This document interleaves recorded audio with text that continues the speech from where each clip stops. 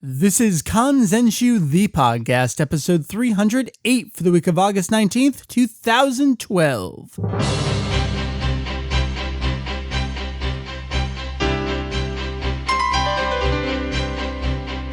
Hey, what's up, folks? Welcome to Kanzenshuu, the podcast, an extension of the all-encompassing Dragon Ball fan site, Kanzenshuu. We cover anything and everything Dragon Ball in hopes of enlightening and a little bit of entertaining. What's going on, everyone? It's a fresh new week. We get a fresh new awesome episode for you. I'm the only one talking in your ears right now. My name is Mike VegettoEX. I do this occasionally by myself when we have something else to come in the show later when someone else is gonna talk to me, so I don't sound like a crazy man talking into your ears for half an hour, maybe an hour, maybe 3 hours, maybe 24 hours straight. So that's what's going on right now. I don't know what's going on right now. Do you know what's going on? No. So we're going to talk about Dragon Ball for the next, let's say 45 minutes. I'm not going to say a whole lot because I have a great topic for you this week that's already been recorded. It's already edited. I'm just looking to drop it into the show because it's been another crazy week. So we're going to skip over the news. I want to just go to this topic, but there has been news. You can check it all out on the homepage of Kanzenshuu. That's www.kanzenshuu.com. You know where to go by now. Come on, this is old news, right?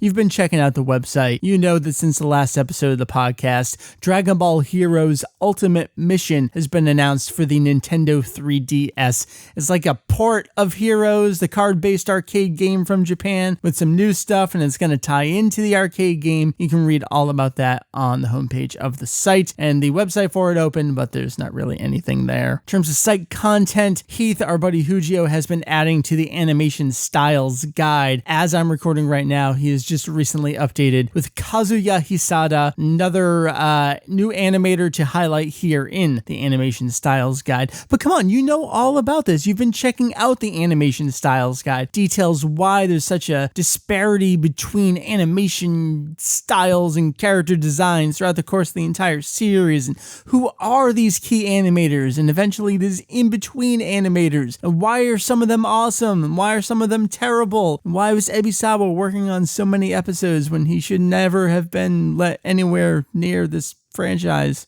at all, ever. So that's it. Come on. We're going to get you over to our topic pretty much right now. You're going to listen to myself and our buddy Sean. You know him as Kaboom, one of our forum moderators and all-around great guy, talking about ki and sensing ki and the advantages and disadvantage of it and why do characters power up when they should never have to power up. It's great in-universe stuffage, little intricacies of the series. I'd like to dive in and tear apart Toriyama's writing as if it was fresh and new and as if he was paying attention to it the way that we all pay attention to it and scrutinize it. So here you go. Enjoy that topic, and I'll talk to you again before we get out of here for the week.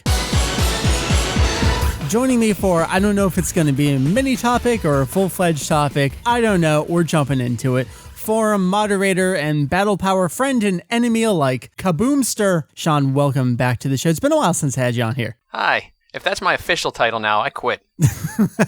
But it's true, right? All of that is true. Sadly, these things are true, yes. I think the last time you were on the show was when, oh God, and I don't even want to mention it, when we started the GT review of Awesomeness. Oh, yeah.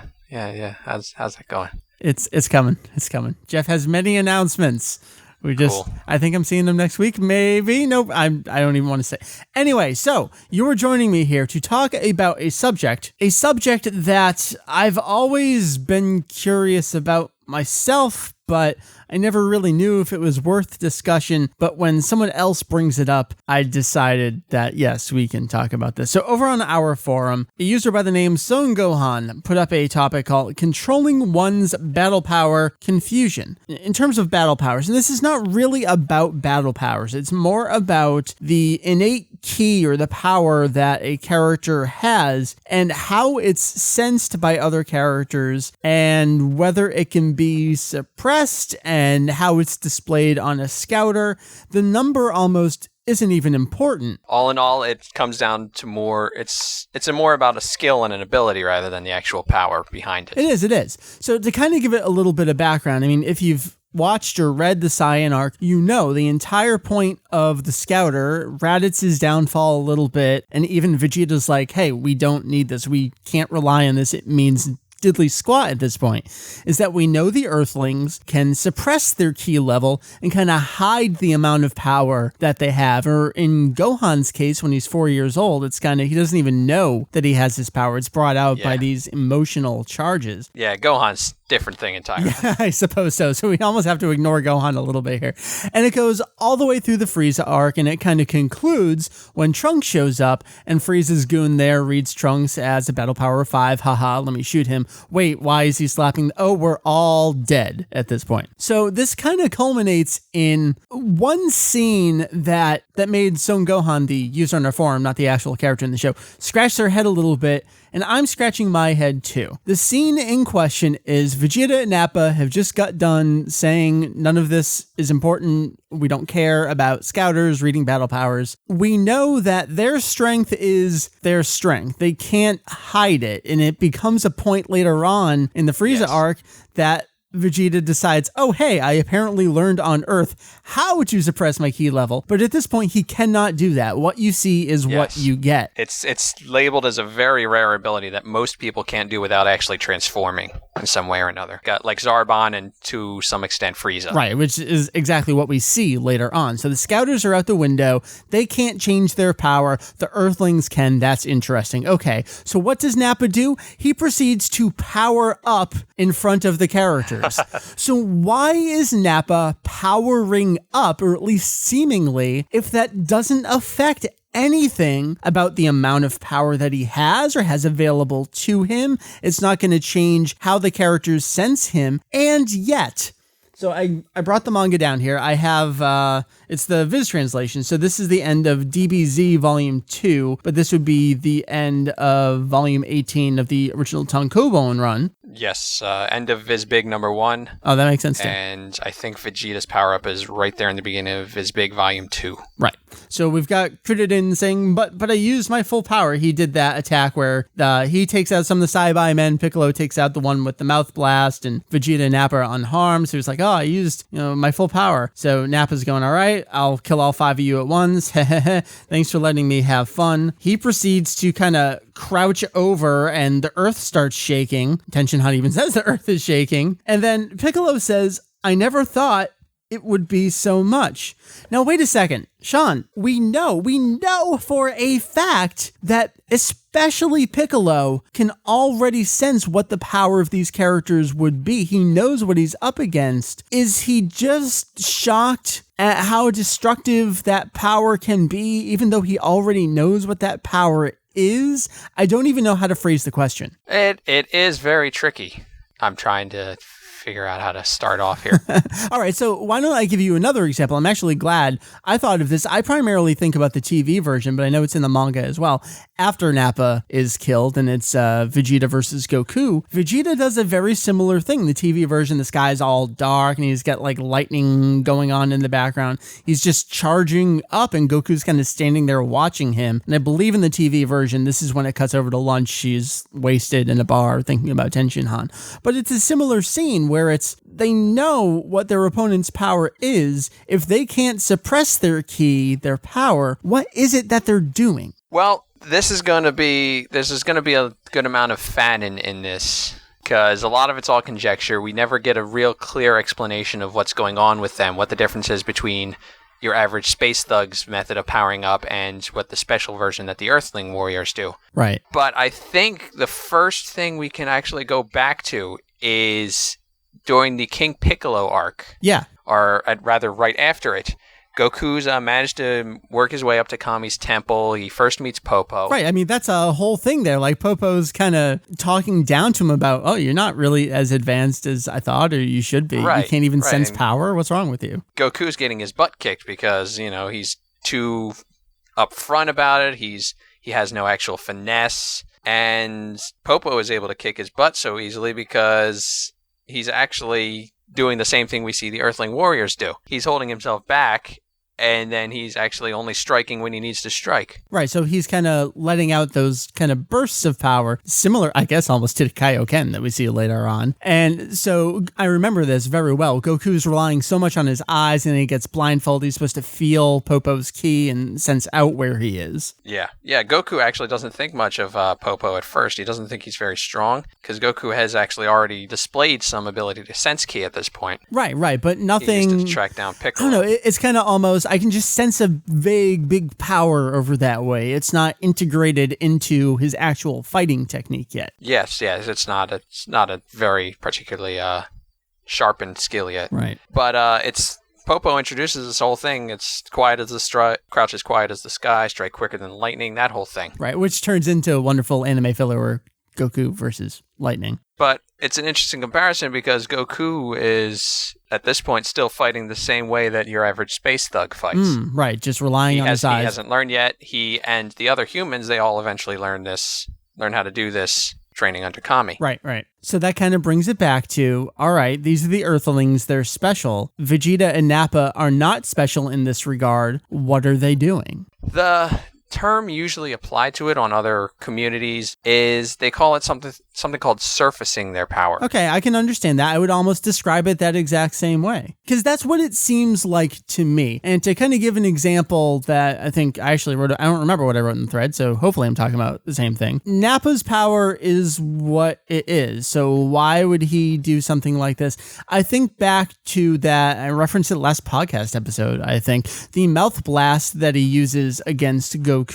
He seems like he's struggling for a little bit. Maybe it's just to build up the attack or whatever, but seems like he needs to focus all of his energy into it. Does he need to focus the power into little bits? Or if he didn't focus it, would it still be spread throughout his body in a way? So like, let's say he has I don't even almost want to get here, but let's say he has a battle power of X, whatever that number is. If he didn't focus all of X into that mouth blast because he can't suppress and distribute his ki the way the other characters can, would it be almost 1/3 of X that comes out through the mouth unless he focused it? I suppose so.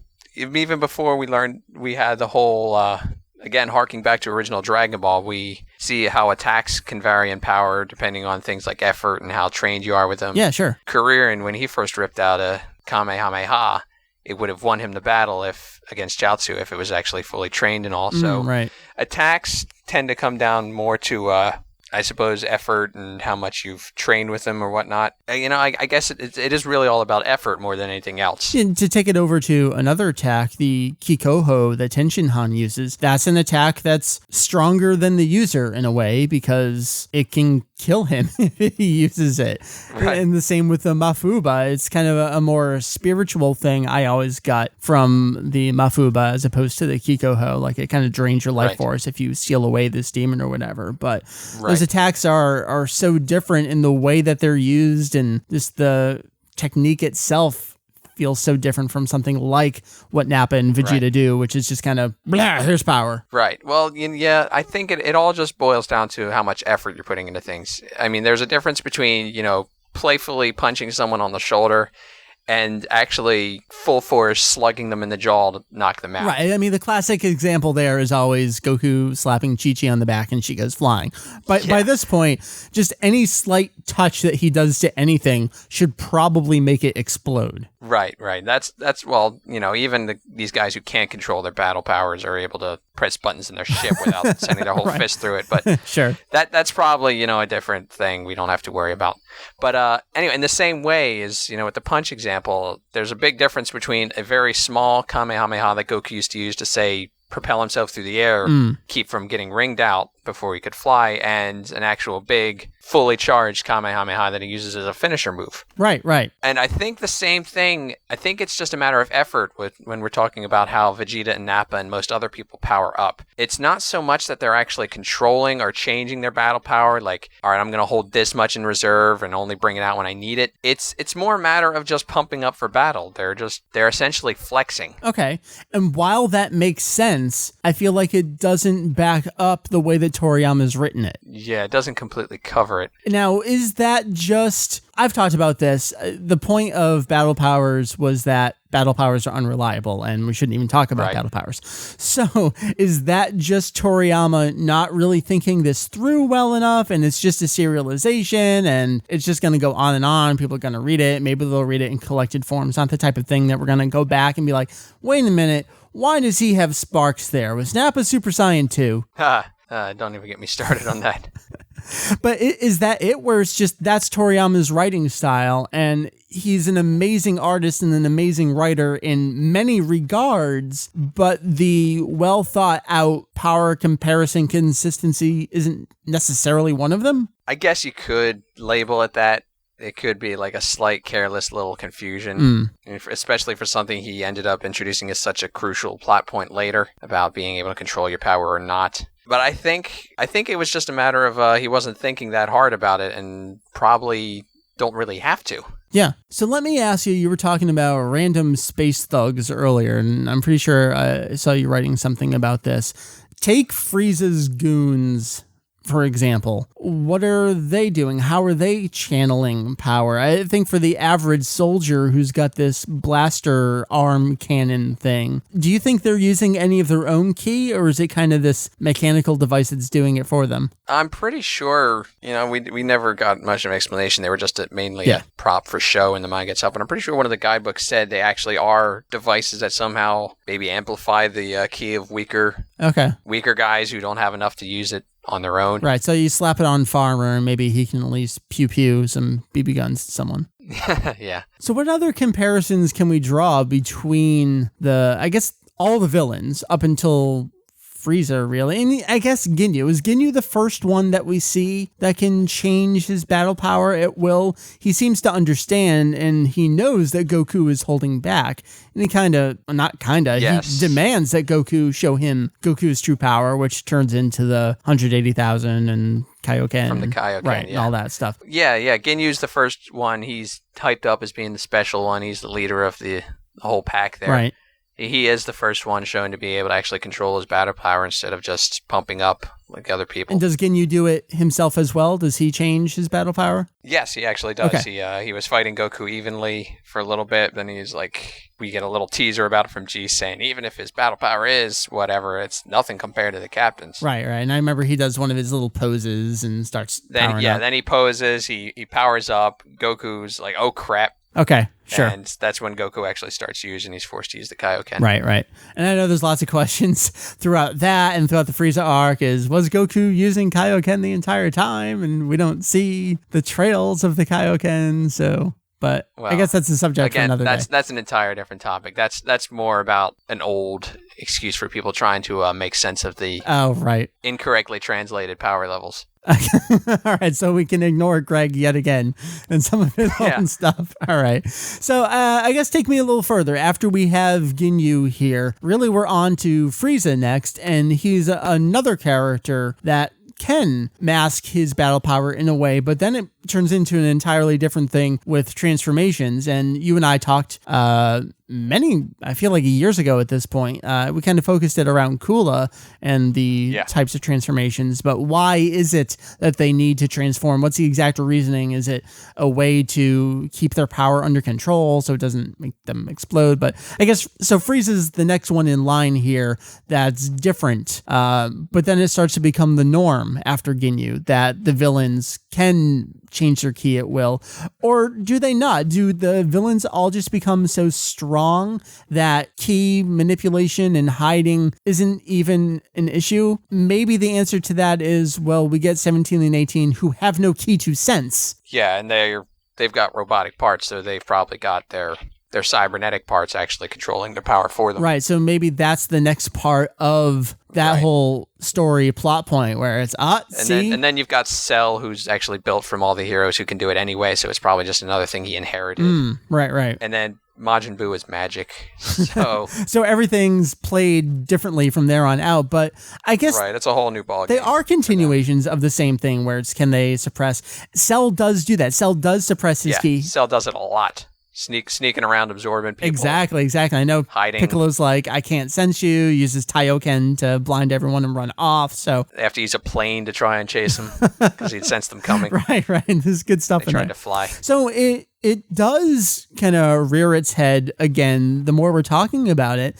So it's not just a Saiyan arc and midway through the Frieza arc thing. It is played up as a plot point for at least the next story. After the Frieza arc, we never end up dealing with average space thugs again, other than maybe like people Bobbity have taken over. I mean, everything takes place on Earth, and it's new, extraordinary circumstances. So it didn't have much of an opportunity to come into play again. Right. I guess the closest would be Avocado from the Jump Super Anime Tour special, where they come back. Yeah, and that was all kinds of goofy. Right, and it was all played up for laughs. The fact that they have scouters and let's throw the kids at them. So now that I think about it, this whole concept of hiding key did go further than I thought it did. So maybe Toriyama was sticking with it, because I was thinking, he uses it and he abandons it and it's not a thing anymore. But he does go back to the well there a little bit. He does use it. Yeah, and in the Majin Buu arc, there's people hiding their key and all too. Being able to censor it or whatnot. We've got everyone trying to hide from Bobbity and Dabra up on the cliff. Oh, that's right. Yep. They somehow magically can tell they're there anyway. Oh, yeah. I remember he's kind of like snidely looking to the side going, I know they're up there, but I'm not going to do anything about it. And then, we've also got Majin Buu not being able to sense ki before, but then when he ends up in his big buff evil form, he suddenly can. He flies right up there to force him to bring out Gotenks. Right. So, yeah, it does come up as plot points here and there afterwards. We've got a Vegito chastising Buu for, not trying to track him with his key. Right. Instead of looking with his eyes. Okay. Yeah, we got things like that. That's off the top of my head. Gotcha. All right. So it is more than I thought it was. So I got to give Toriyama a little bit more credit here, I suppose. Well, it's that part of it stuck around, but all that really disappeared, and the key point here is scouters. They're what disappeared. Right.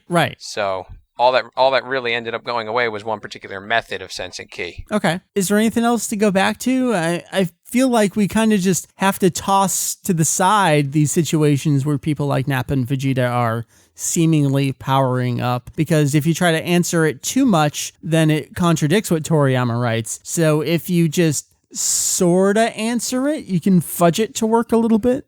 Yeah, I guess we've already talked now about instances of when it happened, when it didn't, but we want to go back into the whys and hows and theories totally tossing around. Well, like I mentioned earlier, they seem to just be basically the equivalent of just flexing their muscles, showing off, and preparing to fight. And like I mentioned before, it would appear to be, it's more a matter of effort than anything else. All right, so I guess my question would be, taking it back to, again, the exact same example that I was reading from the manga, why is Piccolo suddenly shocked? Wouldn't he know what that power was? Was it just the way that Nappa decided to start using that power? I don't know. That was when he actually started to fight. He got serious right away. Right. Vegeta later, he was toying around with Goku a little bit before he did his own big power up. Sure. But what it boils down to is, apparently, for some reason or another, naturally ki sensing, with your own brain, it seems to be at a disadvantage that it can actually be hard to judge people accurately unless they're actually going full force. Okay. Now, I just throwing the hands up there. I don't know how it works. I don't know how it works or why that would be the case, but I mean, it seems to be how and why. So, give me an example of how that would be a disadvantage to someone. What happened that made that not work out for someone? Oh, yeah. Big example would be when everyone was fighting Frieza. First when Frieza shows up. Oh, sure. The Grand Elders just died. Burunga's disappeared. The Dragon Balls have turned to stone. Right. Frieza shows up, and up to this point, Vegeta's been learning how to sense ki. He's been self-teaching himself the whole time he was on his way to and running around Namek. And he thinks he might stand a chance at this point. I mean, he's still pretty scared out of his pants about the press, but he thinks, with Gohan and Krillin backing him up there, he might actually have a chance. All right, so a couple things here. Would part of that just be beginner's rustiness? Could be. He does have a hard time properly identifying people earlier. Like, other people sense the Ginyu Force coming before he right, does. And then when he hones in on it, he actually counts out how many there are. Yeah, Gohan's able to evade him that one time. Right. Was it 3 of them together? I can't remember. Right. Okay, and then my next question would be, is he sensing accurately enough Frieza's first form and then just thinking what the second form could be? That could be it. But we also get that same reaction from Krillin in that battle. Yeah. Frieza shows up. He's going to fight them. He does his powering up thing. And both of them are suddenly all shocked. Krillin's given that same, oh, geez, I never even imagined. Yeah.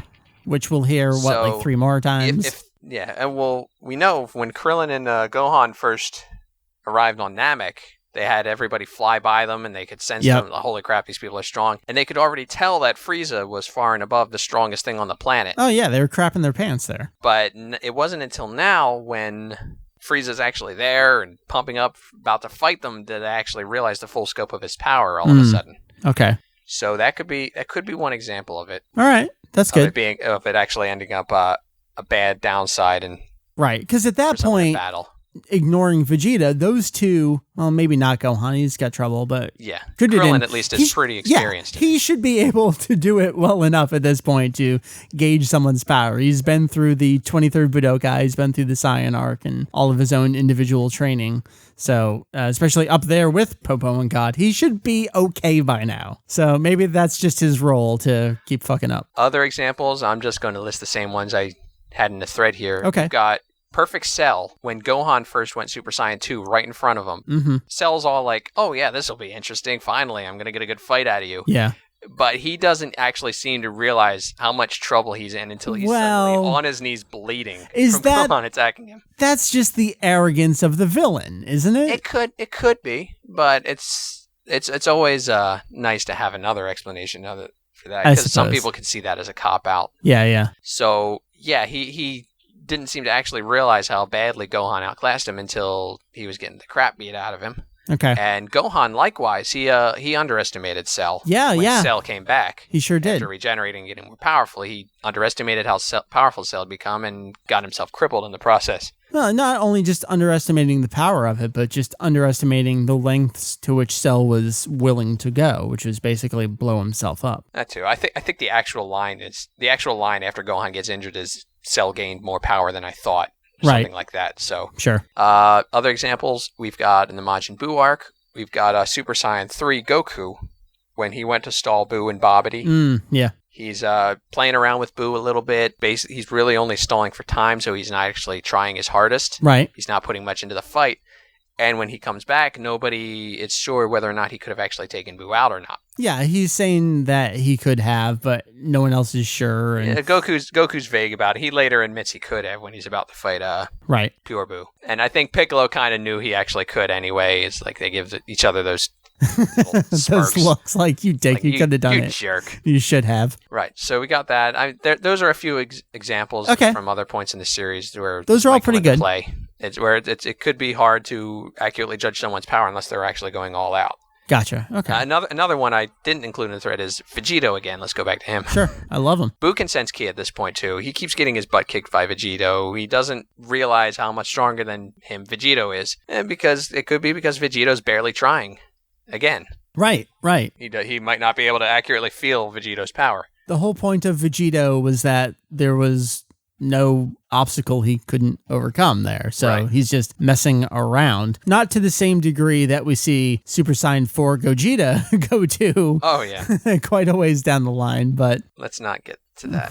Well, we will in due time. We certainly will. Eventually. 2020. All right. So those are all great examples of sensing ki, I don't want to say an innate ability because it is learned and honed over time. Naturally, sensing ki naturally. Right, but as opposed to using a tool of any sort. Right. I guess we can classify these examples as not being as necessarily accurate enough as a scouter would be to the degree they need it to be to handle the fight properly. Exactly. I mean, you can see a trend there where it may be an unintentional trend on Toriyama's part, but it's definitely there. Mm-hmm. It's interesting that even though for the series as a whole, sensing ki naturally ends up becoming so advantageous over using a scouter for a variety of reasons, but the idea that it still has its one particular little weakness is a nice albeit probably, again, unintentional touch. Sure. So, man, I feel like we covered kind of a bunch of mini little aspects of this larger discussion, which is why are the villains powering up when they shouldn't need to power up? But again, I don't know that we can answer the question. So we kind of have to tackle all these other things along the way to give an idea of why we shouldn't answer the question. Yeah, well, that's to be expected because in the end, it is a bit of a minor plot hole.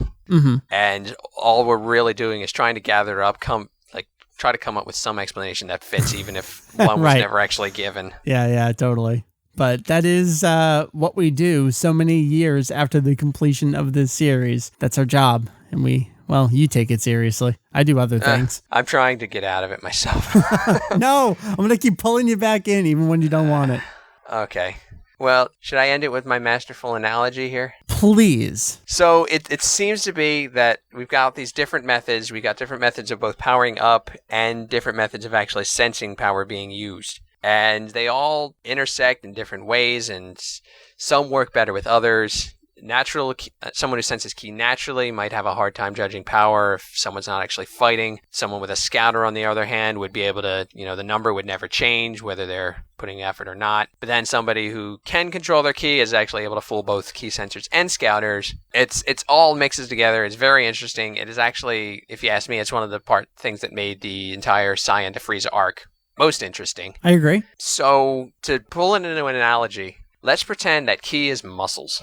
Okay. You've got everybody out there has muscles to some degree, we assume, and let's pretend that everybody wears shirts. What the average space thug is capable of doing is basically they just rip off their shirts and flex. You could already tell before, it's just like a short sleeve t-shirt. You can already tell they had some muscles. You can see their arms and their neck and stuff like that. But until they actually, go bare chested and flex, you might not actually be able to realize, this guy is actually in better shape than this guy without looking closely. Well enough, because t-shirts aren't really hiding a whole lot, but maybe it's a 4-pack versus a 6-pack down there. Yeah, something like that. Or, hiding a beer belly, you never know. So someone who only relies on, judging strength by looks is now going to be able to have a much better idea of how good a shape that person is in and how strong they are, even, compare them to the people next to them. Right.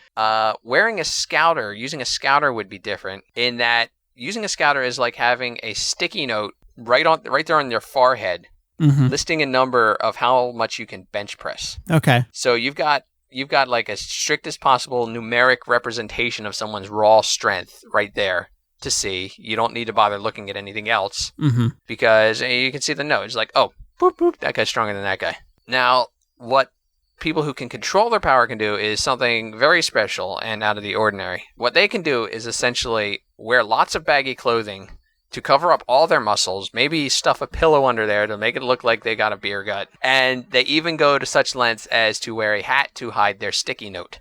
Got it. So maybe you can see like the bottom portion of the note there with the number, but it's not really helpful. Yeah, it's like you have no idea how strong this person is, if they even have any muscles at all, if they're like a total fatso, or if they're like an 80-pound Twilight vampire weakling under there or something, who knows? Got it. But you have no idea until suddenly they rip off the hat and shirt and flex like everyone else, and suddenly now you can tell. So yeah, that's analogy-wise, that's the best way I can put it. Certainly, hopefully more clear than me just babbling unpreparedly for the last half hour or so. That's great. All right, we'll wrap it up. And the way we're going to wrap it up is I'm going to ask you, what is GTR and what is up with GTR lately? After 5 months of delay and turmoil, about this time last month, I managed to put up a new chapter 15. Yay! Of GT Revised, my fanfiction. All right, and where can people go to read it? I have a forum thread right for it on the Kanzenshuu forums. In the Fanworks section. In the Fanworks section, yes, and that's actually the optimal place to start because I not only post links to the chapters, I put all kinds of bonus goodies, I put artwork, I put little preview excerpts, I put character and planet bios, stuff like that. So go check that out. Yes. All right, we're going to wrap it up. And by we're going to wrap it up, I mean we have wrapped it up. We're done here. Thank you, sir. Thank you. All right, get back to work. Go correct grammar. Yay.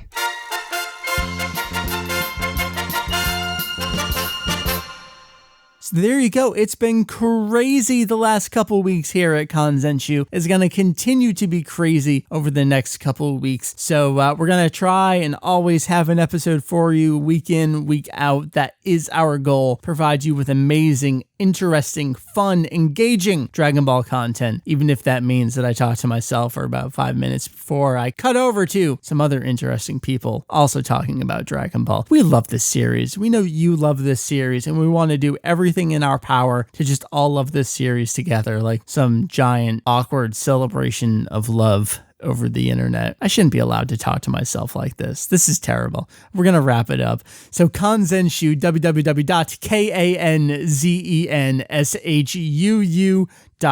That is the one and only central location for everything Dragon Ball you ever need to know. Do you know people who like Dragon Ball and don't already know everything there is to know about Dragon Ball? You know where to point them. Kanzenshuu. That's the site. You're listening to the site right now. Somehow you are listening to a website in your ears right now. Point all your friends to it. We got more great content coming your way. Obviously, news continues to be a highlight. We've got this Heroes port. Obviously, the new movie coming next year. We hope to have some little tidbits coming here and there over the next couple months. So it's going to be busy times at Kanzenshuu. We will never have a lull. I've been doing this for 14 years now. There's almost never a downtime. It's so exciting to me. So again, my name has been Mike VegettoEX. This has been a little weird of an episode where I talk for a little bit, I cut away, I come back, and then I basically say goodbye. But here you go. Episode 308 of our show. We'll be back in your ears next week with episode 309 of our podcast here at Kanzenshuu.